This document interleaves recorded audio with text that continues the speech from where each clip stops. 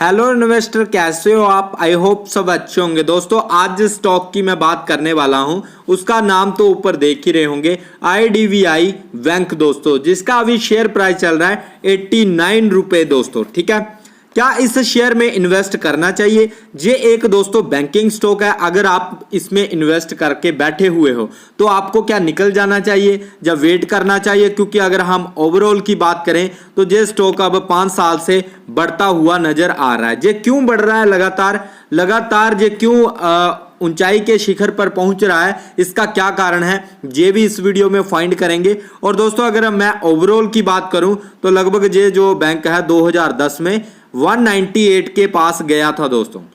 ठीक है, 2010 में 26 जुलाई 2010 में 198 मतलब 200 के लगभग ये बैंक जाकर आया है दोस्तों। ठीक है, तो अब क्या जहां तक ये पहुंच सकता है या 100 को क्रॉस कर सकता है, ये सब कुछ डिस्कशन इस वीडियो में करेंगे दोस्तों। ठीक है, तो वीडियो लास्ट तक देखना अगर आप इसमें इन्वेस्ट करने की सोच रहे हो। क्योंकि अगर मैं एक वीक की बात करूं तो वैसे देखा जाए तो काफी अच्छी ग्रोथ इस बैंकिंग स्टॉक में देखने को मिल रही है दोस्तों।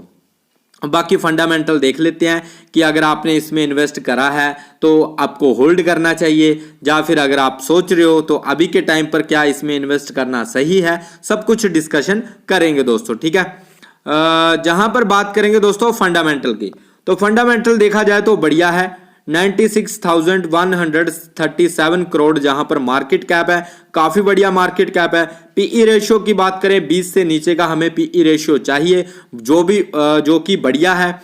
पीबी रेशियो की बात करें 2 के आसपास होना चाहिए, जे भी बढ़िया है। इंडस्ट्री पीई की बात करें तो जे भी आपका थोड़ा सा कम है दोस्तों, ये थोड़ा नेगेटिव पॉइंट जरूर है। इंडस्ट्री पीई थोड़ा सा कम है दोस्तों। ठीक है, पर आपको भी पता है दोस्तों बैंकिंग स्टॉक में जे वाले फंडामेंटल उतने काम नहीं आते हैं। बैंकिंग स्टॉक में सबसे इंपॉर्टेंट जो होता है वो होता है CASA मतलब कासा रेशियो दोस्तों। कासा रेशियो कितना होना चाहिए दोस्तों?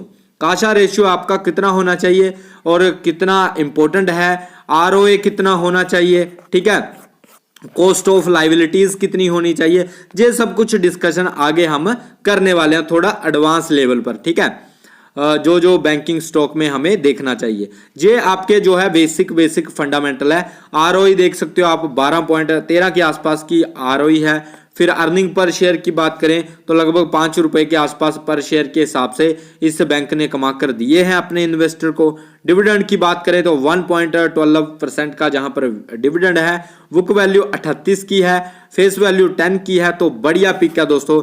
फेस वैल्यू देखा जाए, बुक वैल्यू देखा जाए तो स्टॉक तो कहीं ना कहीं फंडामेंटली तो मुझे कहीं ना कहीं अच्छा नजर आ रहा है दोस्तों। आगे देख लेते हैं, थोड़ी सी इस बैंक की फाइनेंशियल कंडीशन को समझते हैं दोस्तों कि फाइनेंशियल कंडीशन कैसी है। अगर हम बात करें ईयरली में तो ईयरली में दोस्तों रेवेन्यू थोड़ा सा कम हुआ है। ठीक है, प्रॉफिट की बात करें तो प्रॉफिट थोड़ा सा बढ़ा है दोस्तों। ठीक है, और अगर नेट वर्थ की बात करें तो नेट वर्थ भी जहां पर बड़ी है दोस्तों। ठीक है, काफी अच्छी बड़ी है। और अगर हम डिटेल में बात करें कि इसकी जो है बैलेंस शीट क्या रहेगी, लॉस प्रॉफिट क्या रहेगा, तो नेट प्रॉफिट आप जहां पर देख सकते हो 3,727 करोड़ जहां पर बैंक ने नेट प्रॉफिट किया है दोस्तों। ठीक है, और अगर मैं बैलेंस शीट की बात करूं तो टोटल एसेट जो बैंक के पास है 33,000 जहां पर 3,31,497 जहां पर जो है दोस्तों टोटल एसेट है। और लाइबिलिटीज की बात करें तो 2,85,039 के आसपास की लाइबिलिटीज हैं दोस्तों। ठीक है, और अगर मैं कैश फ्लो की बात करूं तो कैश फ्लो दोस्तों अभी भी जहां पर नेगेटिव देखने को मिल रहा है, ये एक चिंता का विषय है दोस्तों। ठीक है, ध्यान में रखना, एक ही नेगेटिव पॉइंट मिला है, कैश फ्लो इस बैंक का नेगेटिव देखने को मिल रहा है दोस्तों। ये एक नेगेटिव पॉइंट है इस बैंक का। ठीक है, अब दोस्तों अगर हम प्रमोटर होल्डिंग की बात करें तो प्रमोटर होल्डिंग दोस्तों जहां पर अच्छी खासी देखने को मिल रही है, लगभग 94% के आसपास की जहां पर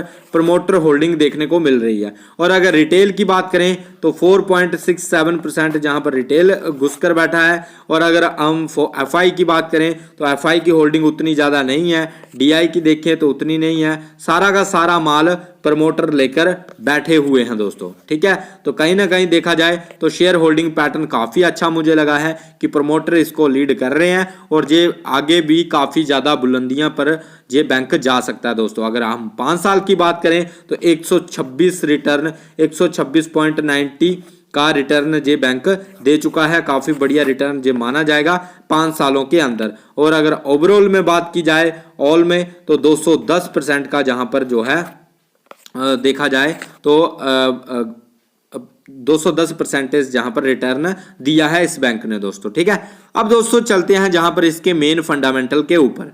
ठीक है, मेन फंडामेंटल क्या है दोस्तों? कासा रेशियो, जो कि मैंने आपको अभी डिस्कस किया है। कासा रेशियो का मतलब होता है current account plus saving account. किसी भी बैंक में अगर करंट अकाउंट ज्यादा है, सेविंग अकाउंट ज्यादा है, तभी वो बैंक बढ़िया काम करता है दोस्तों, क्योंकि फिर बैंक के पास पैसा आता रहता है। ठीक है, और अगर हम इस बैंक की बात करें तो कासा रेशियो काफी बढ़िया है दोस्तों। ठीक है, 53 का कासा रेशियो है। 40 से ऊपर का कासा रेशियो काफी बेस्ट माना जाता है, 40% से ऊपर। और जहां पर तो 53 है, ये मुझे काफी ज्यादा एक्सीलेंट देखने को मिला है, तो ये एक बढ़िया पॉइंट है इसका, इस बैंक का दोस्तों। ठीक है, बात करें फेस वैल्यू की, 10 की फेस वैल्यू है, बढ़िया है।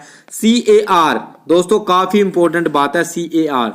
ठीक है, ये बहुत बढ़िया है दोस्तों, 19 से ऊपर होना चाहिए, 17, 18, 19 से ऊपर होना चाहिए। 20.44 जहां पर CAR है, जो कि काफी बढ़िया है दोस्तों। बैंक काफी अच्छा CAR मेंटेन करके बैठा हुआ है, कासा रेशियो काफी अच्छा मेंटेन करके बैठा हुआ है, तो बढ़िया है। ये एक फंडामेंटली काफी ज्यादा स्ट्रॉन्ग है ये स्टॉक दोस्तों। ठीक है, ध्यान में रखना। अब बात करेंगे दोस्तों कॉस्ट ऑफ लायबिलिटीज की। इसका मतलब ये जितना कम हो उतना अच्छा है दोस्तों बैंक के लिए। ठीक है, इसका मतलब क्या है? इसका मतलब है कि बैंक कितना अपने डिपॉजिट धारकों को ब्याज दे रहा है। ठीक है, मतलब रिटर्न दे रहा है। जैसे आप किसी बैंक में खाता खोलते हो, ठीक है, फिर उसमें आपको साल का अगर 3% मिलता है, 4% मिलता है, 5% मिलता है, कई कई बैंक में 6% भी मिलता है, तो ये इसी को ही कॉस्ट ऑफ लायबिलिटीज बोला जाता है। तो ये बैंक काफी कम देता है, 3.41 जहां पर देता है, तो इसकी लायबिलिटीज काफी कम है। ये एक बढ़िया संकेत है दोस्तों इस बैंक के लिए दोस्तों। ठीक है, ध्यान में रखना। नेक्स्ट है दोस्तों एडवांस ग्रोथ। एडवांस ग्रोथ काफी बढ़िया है दोस्तों, देखा जाए 18.70 है, पर अगर 20 से ऊपर हो तो काफी बढ़िया मानी जाती है। हालांकि इसको बढ़ाया जा सकता है। सबसे इंपॉर्टेंट क्या होता है बैंकिंग स्टॉक में? CAR काफी ज्यादा इंपॉर्टेंट होता है। CAR को इतनी आसानी से बढ़ाया नहीं जा सकता।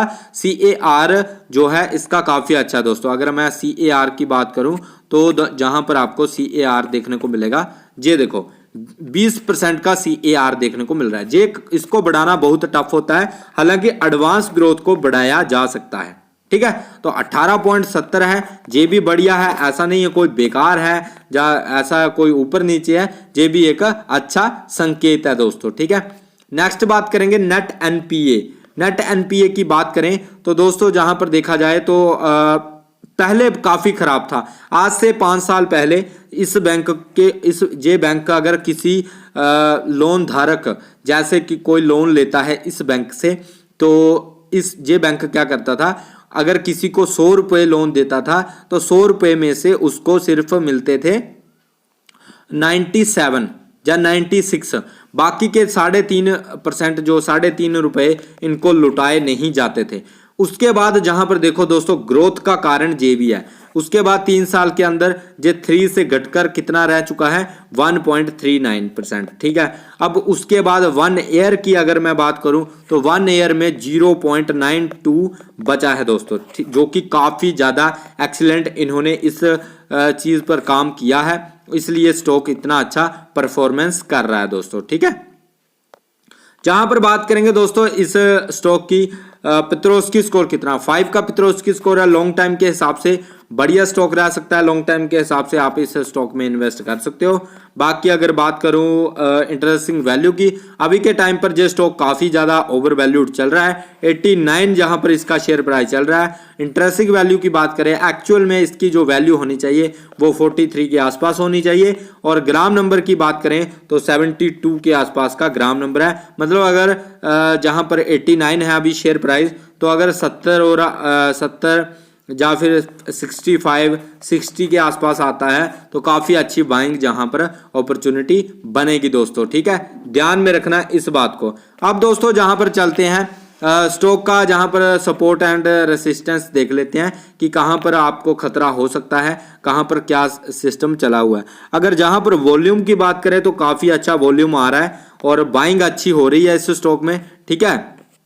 और अगर मैं बात करूं दोस्तों जहां पर सपोर्ट एंड रेसिस्टेंस की, तो जहां पर आप इसका रेसिस्टेंस देख सकते हो, ये आपका रेसिस्टेंस सपोर्ट की अगर मैं बात करूं तो दोस्तों 66 पर इसका सपोर्ट है, काफ़ी बढ़िया सपोर्ट है 66 पर।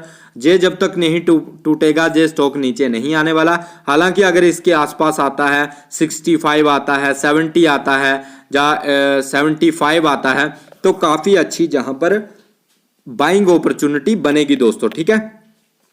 हाँ 75 आएगा, अगर 70 आएगा तो जहां पर अच्छी बाइंग अपॉर्चुनिटी जरूर बनेगी, ठीक है। बाकी अगर दोस्तों मैं रेसिस्टेंस की बात करूं तो फिलहाल के लिए जो रेसिस्टेंस इसका काम करेगा तो वो रहेगा इसका लगभग जहां से अगर मैं देखूं तो जो गिरावट स्टार्ट हुई थी लगभग 100 रुपया और 110 के आसपास, 100 से 110 के बीच में जब जाएगा तो जहां पर प्रेशर रहेगा नीचे को आने का, ठीक है, ध्यान में रखना। 100 को जैसे ही तोड़ेगा 110 पर हाई सेलिंग जहां पर आ सकती है, क्योंकि जहां पर जो गिरावट आई थी इस जगह से ही गिरावट आई थी। अगर आप देखो जे 100 के आसपास गया था, जे देख लो 112 जे गया था 17 फरवरी 2014 को। अगर जे इसको तोड़ता है, ठीक है, ध्यान में रखना, अगर जे इसको तोड़ता है 112 को भाई, फिर सीधा इसका नेक्स्ट टारगेट होगा 198 का, ठीक है। तो काफ़ी बढ़िया आपको जहां पर सपोर्ट रेसिस्टेंस नज़र आ रहा है, तो आप अभी भी इसमें बाइंग कर सकते हो। ऐसा नहीं है कोई ये स्टॉक बढ़िया नहीं है, फंडामेंटली काफ़ी अच्छा स्टॉक है, बढ़िया स्टॉक है, बाइंग अपॉर्चुनिटी अभी भी ट्राई कर सकते हो, बढ़िया पिक है, ठीक है। बाकी दोस्तों अगर आपको इन्वेस्ट करना है, आपकी खुद की भी रिसर्च होनी चाहिए, ठीक है।